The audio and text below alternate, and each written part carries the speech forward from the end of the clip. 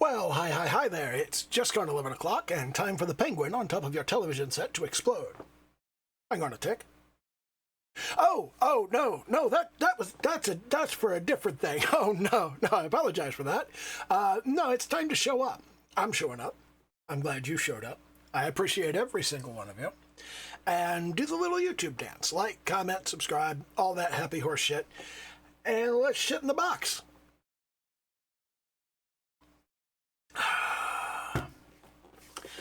I've been thinking today about fences in video games. Not like literal fences that like stop you from going someplace on a level. Well, kind of physical fences.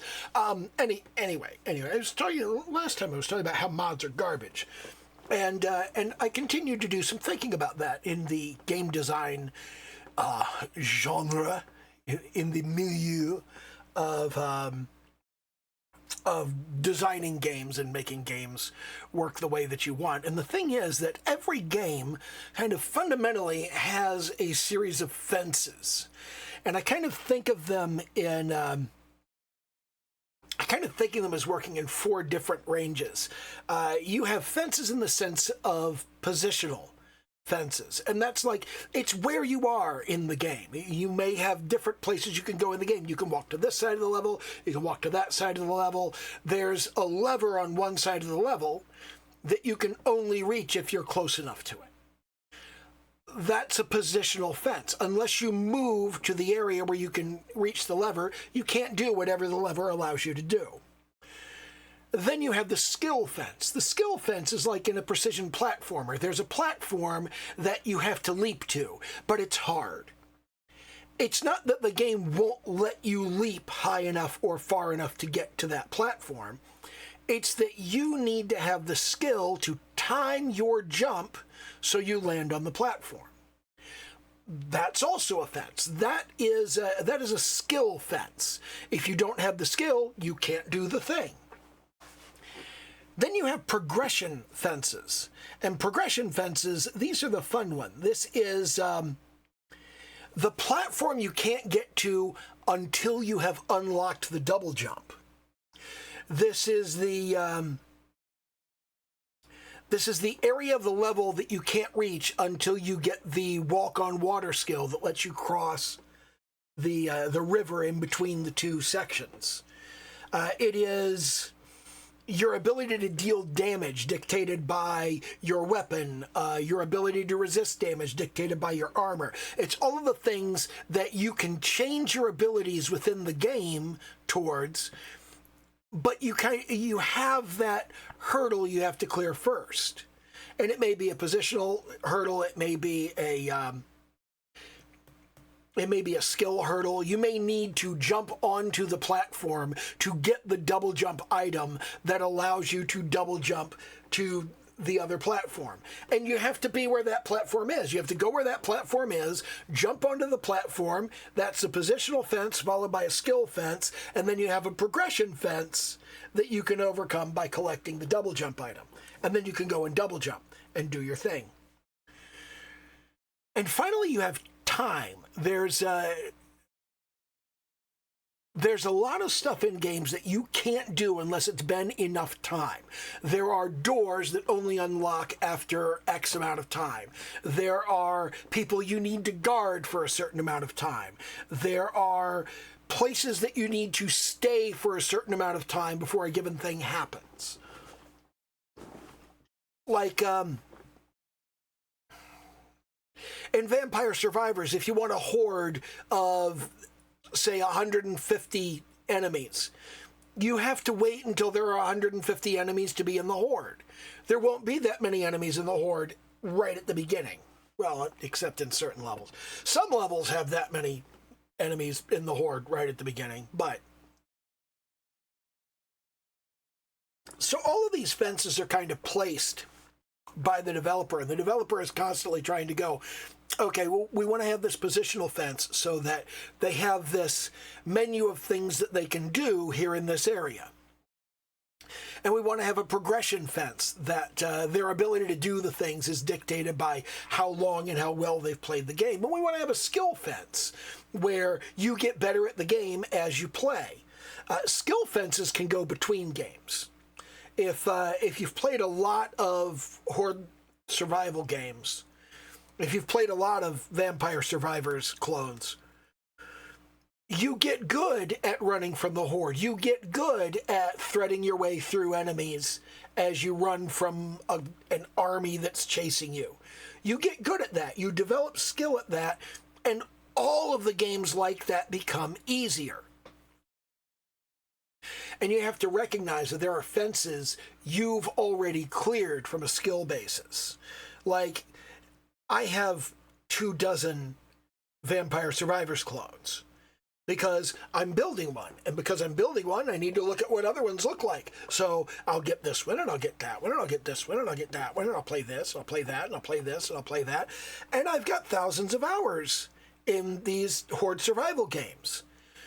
When I play my own game, it's much easier for me than it will be for somebody that this is their first Horde survival game.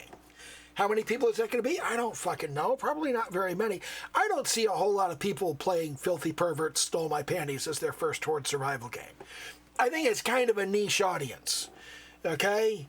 But it might be somebody's first survival game, and it might be much harder for them than it is for me. And I have to think about that and go, okay, so like, what if I sucked at these games? How fun would this be if I sucked at it? That's a hard question to answer, but a lot of people don't even ask it. But all of these fences, you place all of these fences in the game, and the thing I'm complaining about with mods being garbage last time is largely that a mod moves the fence a whole lot all at once. Like, I just did an experiment. I started a brand new game, and I went into the Trackers Alliance, and I did one of the bounty missions that you do in there, and I collected this really high-end weapon. And it was fairly easy, and I can improve that weapon dramatically with money. If I just grind cash, I can improve that weapon all over the place. And I still haven't done like all the experimentation with that. I still haven't done all the messing around, all the figuring stuff out. But I was looking at it and I was just going, man, you really can just like buy this fantastic weapon for $7. And it's one of several fantastic weapons that you buy for $7. And thanks to Bethesda's level scaling, thanks to them not wanting to raise the fence too high for you and go, oh no, you can't do, you can kind of think of that fence as having an upper bound and a lower bound. There's sort of an upper bound on progress where when you get to this much progress, the game isn't fun anymore because everything's too easy. But if you're not at a certain minimum level of progress, the game's not fun because you can't beat it. It's impossible. It's really fun when that happens in a boss battle. That's always nice. I rage quit Death Stranding because I got to the final boss battle and I was just like, this is impossible. The guy teleports and he has a machine gun. And everybody's just like, handle it the same way you do the turrets. I'm like, yeah, but the way I handle the turrets is to ram a truck into them. And a bunch of people were like, I'm sorry, you did what? Ram a truck into them. If you ram a truck into the turret, it knocks the guy off the turret so he stops shooting you and also damages the turret so nobody else can shoot it. Apparently, I was supposed to develop a skill of dodging turrets and running back and forth and getting away from the guy who's using the turret. And I never developed that skill because I developed an entirely different skill of drive the truck really fast and run it into the turret. Now I can't get past this boss fight until I develop this skill. I don't want to. This is not my idea of a fun skill, and I do not want to grind 8,000 turret encounters learning this skill. So I don't fucking care. I don't give a shit. The boss battle assumes that I have learned a skill that I didn't learn, and I'm trapped in it, and I have to go back to a previous save and go, okay, time for me to grind a bunch of bullshit so that I can develop the skill that I need to beat the boss. But I'm not fucking doing that. That's bullshit. Fuck it. I don't like Kojima's games. I really don't. I was really starting to warm to it. I was like, actually, this is a pretty good game. Things have gone pretty well so far. And then he goes, nope, here's a boss battle. Fuck you. Yeah, my sentiments exactly. Fuck you. Let me uninstall this game, piece of fucking shit. Holy crap. Pisses me off. Oh my God. Anyway.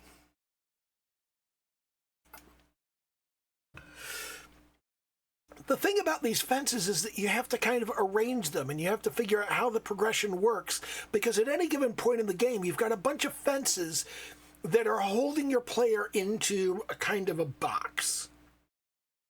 And if the player can't have fun in that box, they're not going to want to play your fucking game.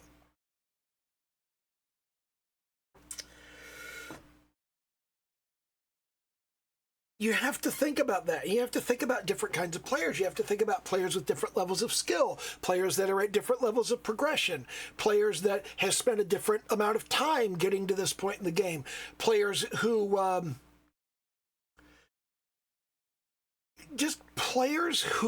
are different from other players. There are lots of different kinds of players.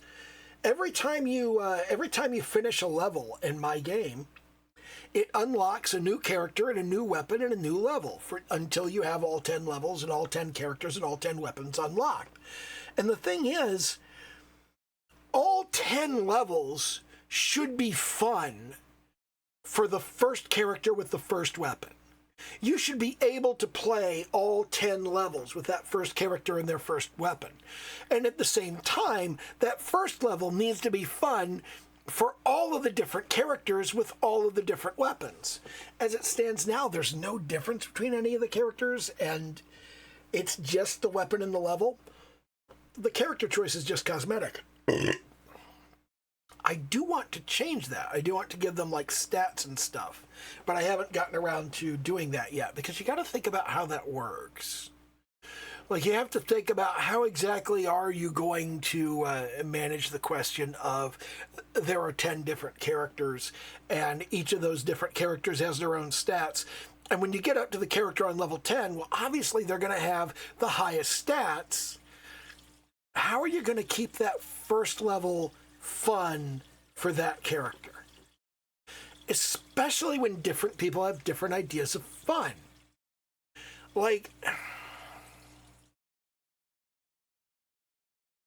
I enjoy it in the early levels of a horde survival game when I have to figure out what's going on in the level and anticipate where the enemy is coming from and when the enemy is coming to be able to get through stuff. And if you don't anticipate correctly, sometimes you just die and it ends the level and you have to go back to the beginning.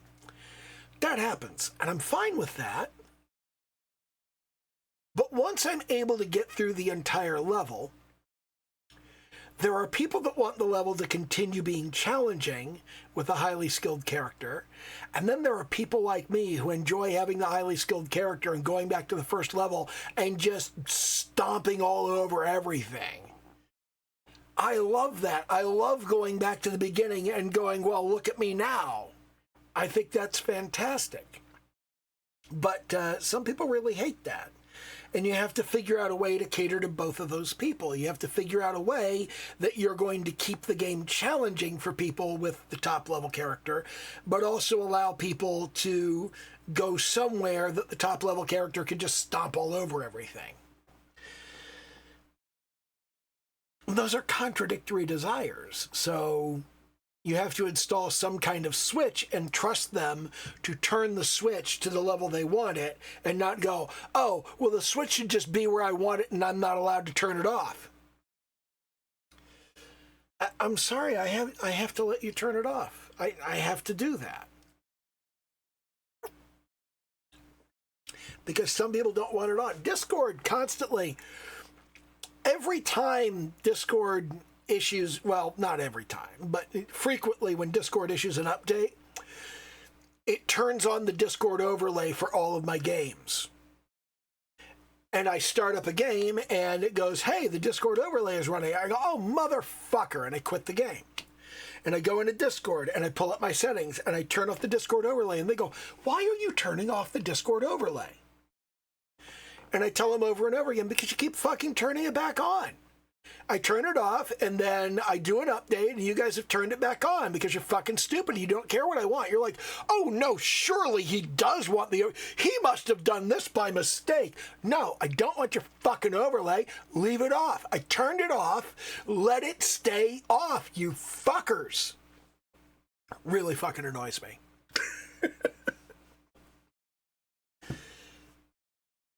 But the whole kind of issue I have with mods is that they move the fences without regard to what's fun for the player. And the player, as a general rule, doesn't understand what makes a game fun.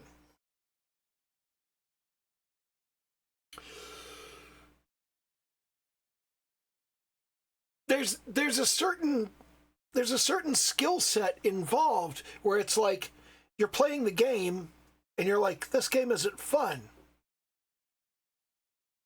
And there are some people who go, well, the people who made this game are stupid and suck because they didn't make the game fun. And then there are other people who are going, well, what can I do to make the game fun? Like, why isn't the game fun? Why isn't it fun? What can I do? There's a problem in Horde survival games that I'm trying to figure out a solution to. I don't have a solution to it. And I'm trying to figure out, like, what you do for this.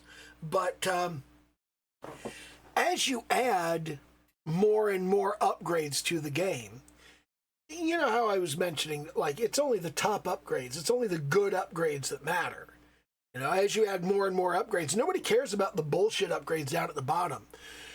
Well, in Horde survival games, as you collect more and more available weapons, you keep being offered weapons that suck when you level up. And that's why you have to have rerolls and cancels, and you have to be able to, like, ban this particular, we're going to banish that card. We don't want that weapon ever. And there's no real solution to the problem of, if you have 300 weapons in your game and only 20 of them are good, 90% of the weapons you offer your player are bullshit. They're just garbage. The player doesn't want them. And I don't know how to fix that. I think part of it is a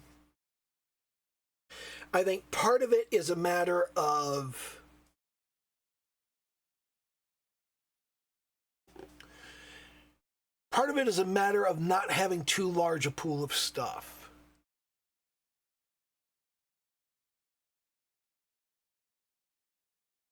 I wonder, do I really want to build a deck building game?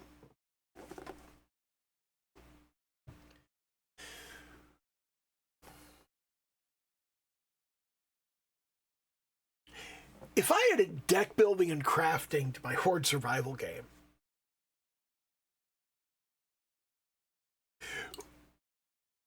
would it be more than just I built a Horde survival game with crafting and deck building? I mean, it's one thing to laugh about it as a concept, but would it actually be fucking fun? Like,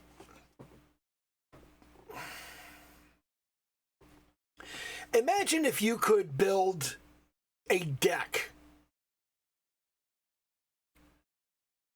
based off of 3 different concepts. If you had one deck of weapons and one deck of passives and one deck of stat upgrades, and each of them was only allowed to have a certain number of cards, and you had to build your deck and select what cards were going into your deck. But then on top of that, you also have a crafting ability to upgrade certain cards.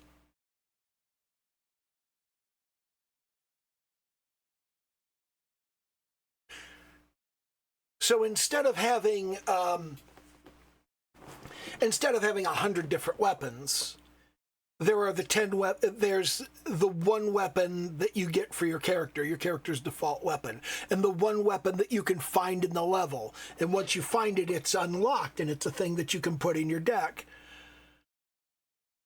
What if each of those cards could also be upgraded to produce a second card?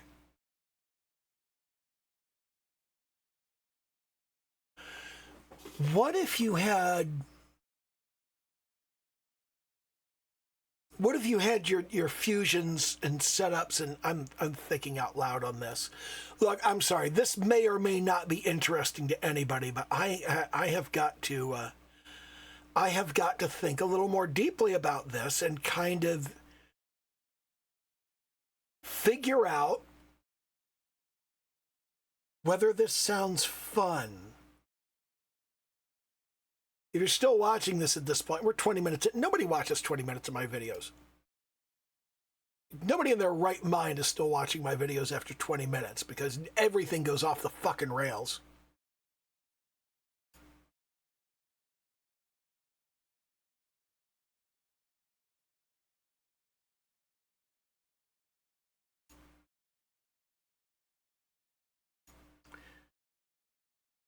Hold up there. Oh, shit.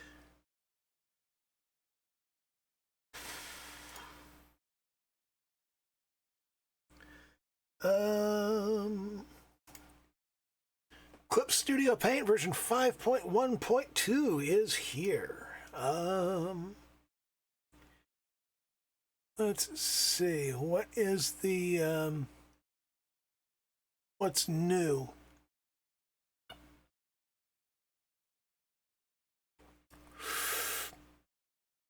Now I have 5.1.0. What's new in 5.1.1? Windows, Mac OS, iPad, iPhone. App would crash when using Create New from Clipboard. Ooh, I do that fairly often. Fix an issue where running quick effects would cause the app to become unresponsive in systems with monitors with a high refresh rate. I don't think mine qualifies, but fixed an issue where starting a 30-day free trial would cause the app to become unresponsive in systems with monitors with a high refresh rate. Well, I'm not doing that, but I gotta update this. Okay. For Windows, God, 460 megs. And I've got a download going on in Steam at the same time, too. So, what's going on here? We got the 512 setup. We're going to open once downloaded. We'll see how long. We'll see what this takes to get rolling.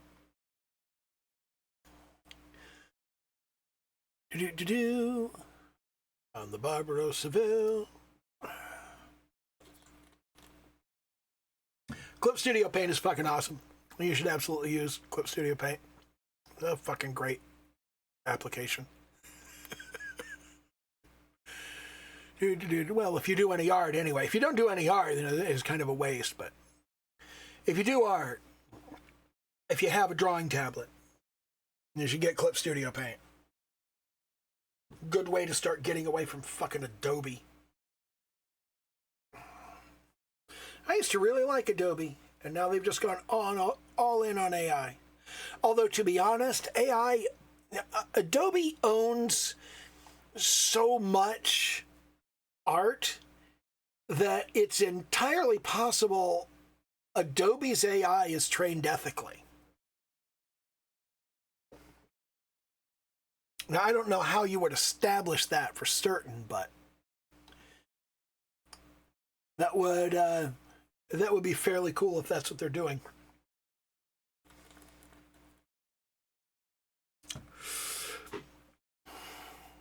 I mean, if there's a company that could do it, it's fucking Adobe.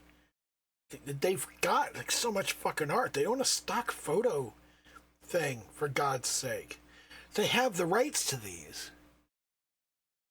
And the artists have been compensated for all of the stuff that Adobe owns. I think if anybody's running an AI that you could say is ethical and doesn't like stomp all over everything and plagiarize other artists, I think Adobe's probably the company that has it, but I really don't like their pricing model. It's too fucking much.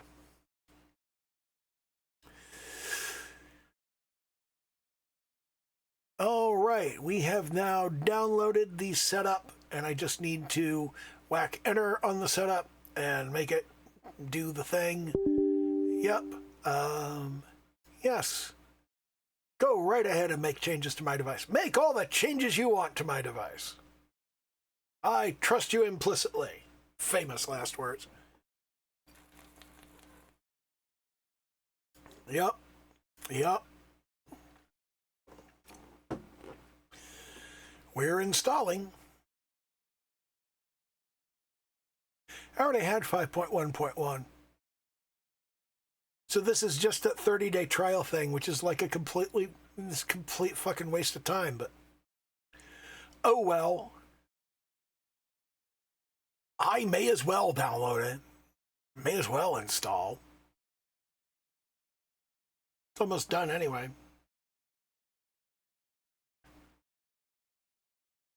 It's at like 2/3.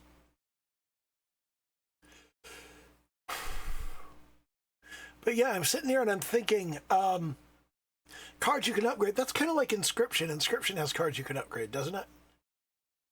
Yeah, it does. My son made me a set of Inscryption cards. They're fucking amazing. I should pull them out and show them off. They're so goddamn cool. He worked so hard on them.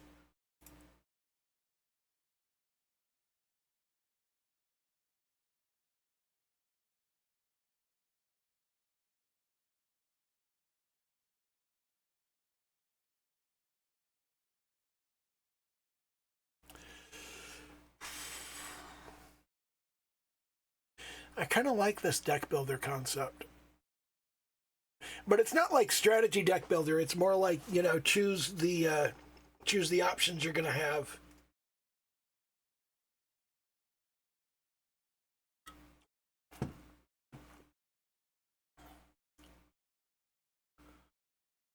And I feel like when you first start playing the game,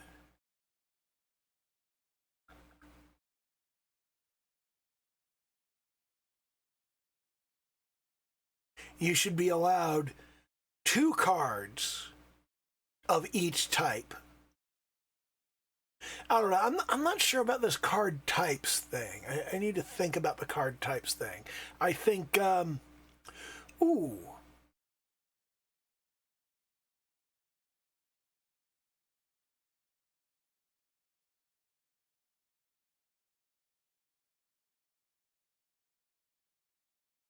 What if all of the stats are always in your deck? I wonder how many stats I'm going to have. I need to figure out what the stats are going to be. Some of them make sense and some of them don't. From like the usual things that you get in Horde survival games.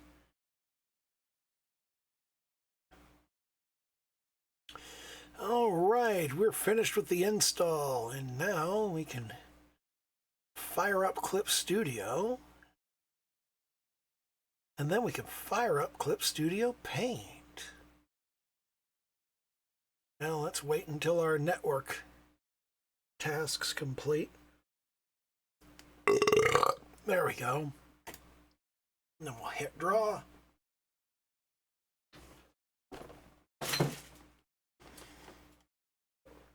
Okay.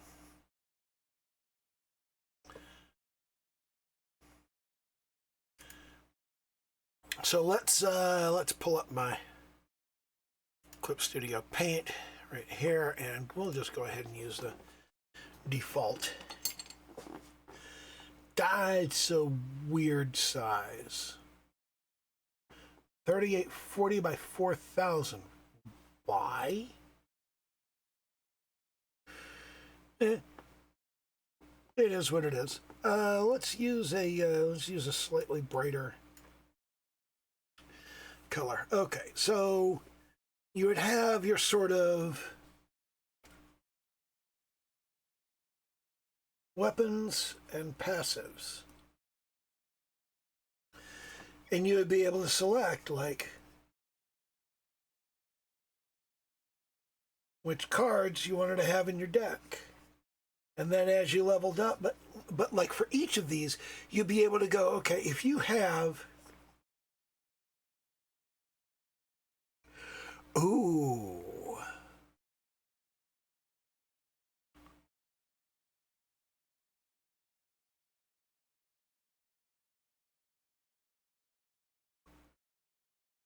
so if you have a particular weapon and a particular passive, then you could then take that and you could make a different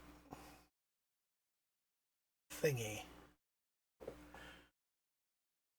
So we could have like, ooh, I like this. I like this. So you have your initial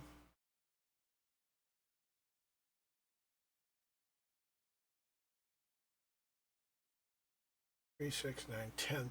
So you got your initial 10 weapons, and then running across that, you'd have your initial bunch of weapons, and you'd have your initial bunch of passives, and each one of those, you put it together with each one of those, and you create like a new cooler weapon. But now we're developing 100 weapons. Except we're not. We don't have to develop 100 weapons, because we can just say like certain passives make sense with certain weapons, and certain passives don't. So it's just like for any given passive, there are 3 weapons that work with it, and for any given weapon, there are 3 passives that work with it.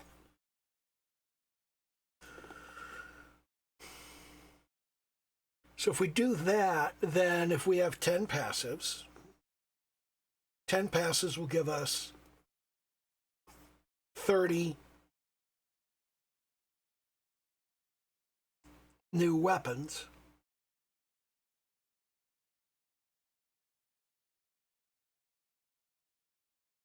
Okay, so if we have 20 weapons to start with, and we have, well, let's do 20 of each, actually. So we'd have 20, and then 20, and then we'd have 60 more, and that would give us 100.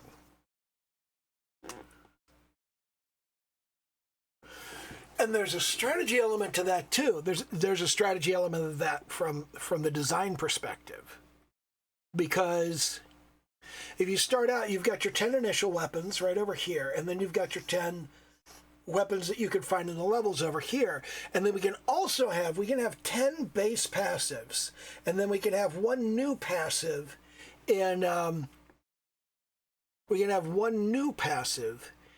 each level. So each level would contain one weapon and one passive.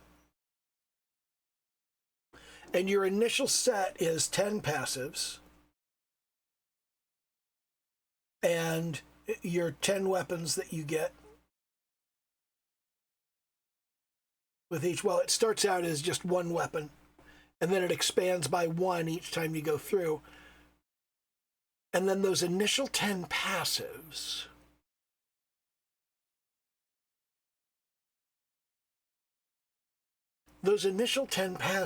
each of them can combine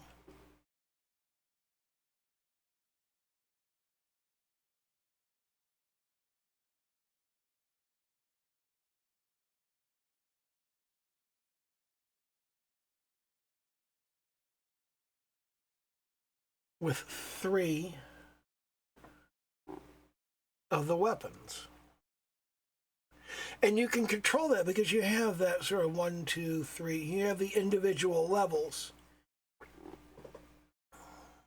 So you have a pair of weapons, and each of those can be upgraded with one passive. And then there's 2 more passives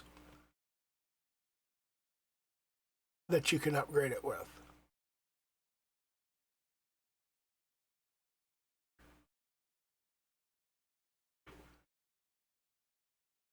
There's a passive the passive you find in the level can always upgrade both of those.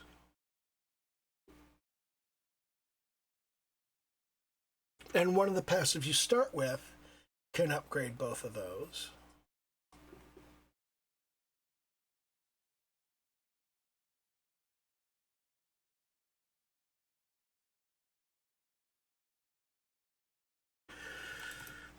Okay, this is interesting. This is interesting in a way that I may need to spend a lot of time on. So you start out.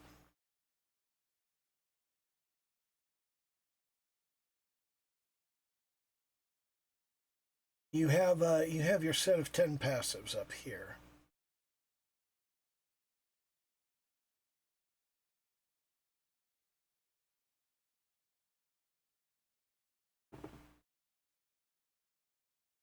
Now, each of these 10 passives is definitely going to upgrade one of the base weapons. It's also going to upgrade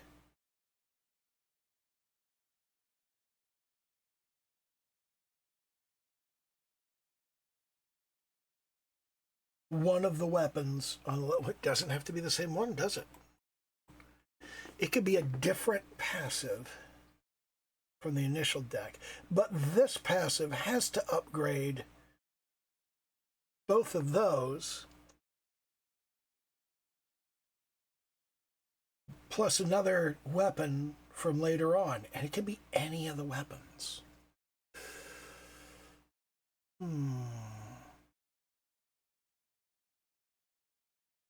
Should be one of the found weapons, though.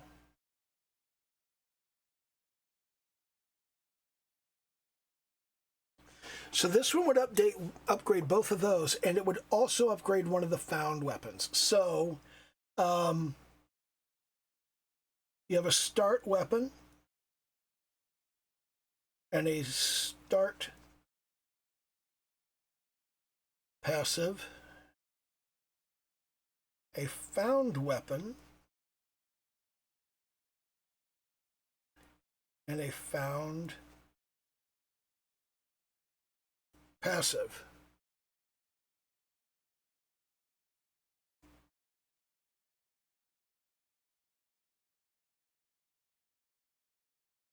And this is actually a complete set of 10. And then we'll have all of the stat stuff. I think all of the stat stuff starts off, yeah.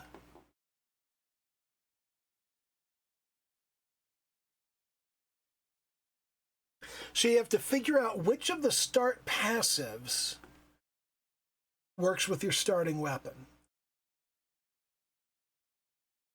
and which of the start passives works with your found weapon. And then you have to, but when you find the found passive always works with the start weapon for that level and the start passive, and well, no, it wouldn't work with it, and the found weapon for that level.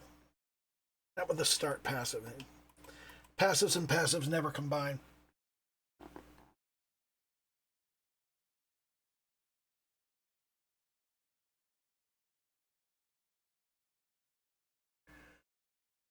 And then that found passive will also work with another start weapon.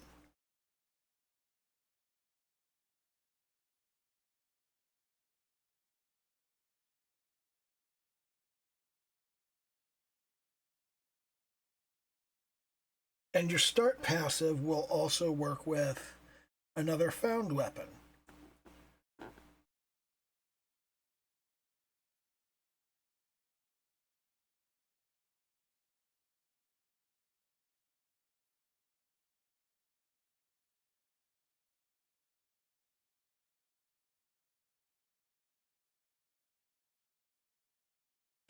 This is interesting. This has some strategy to it.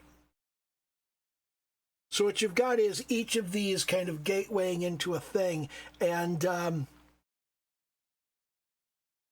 you start off with just the one weapon. But you can use one of the start cards, and now you've got two weapons.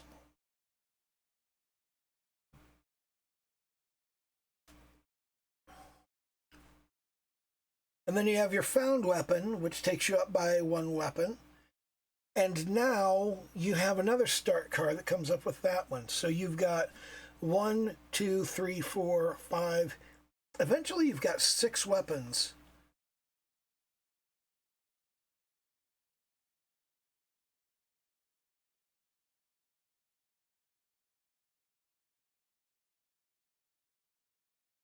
And then you've got the 20 passives.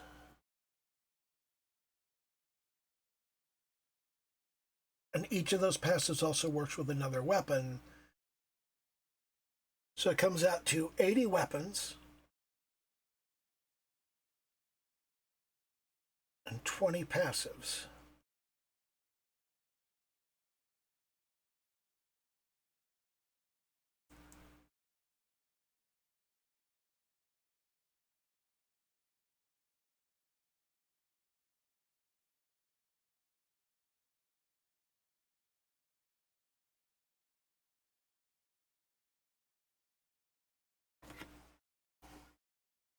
Huh. I kind of like this. I think this works out.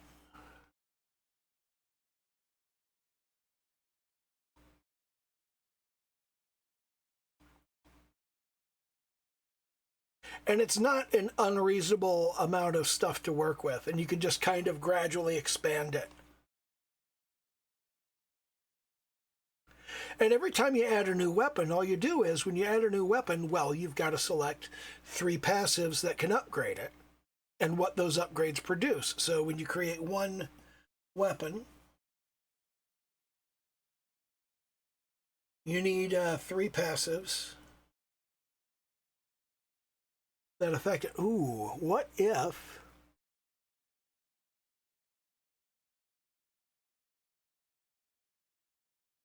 I wonder how stats can... No, I don't want to muddy the water with considering stats. God, what a mess I'm developing over here. Definitely some stuff to think about here. But the idea here is that as you move forward in the game, you continue to open new possibilities, and those new possibilities can make older areas of the game more interesting.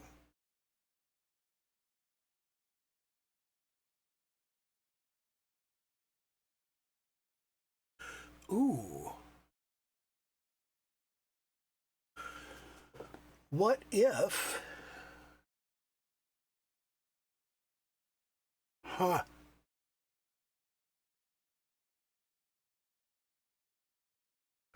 What if the kind of weapon you used influenced the kind of enemies that appeared?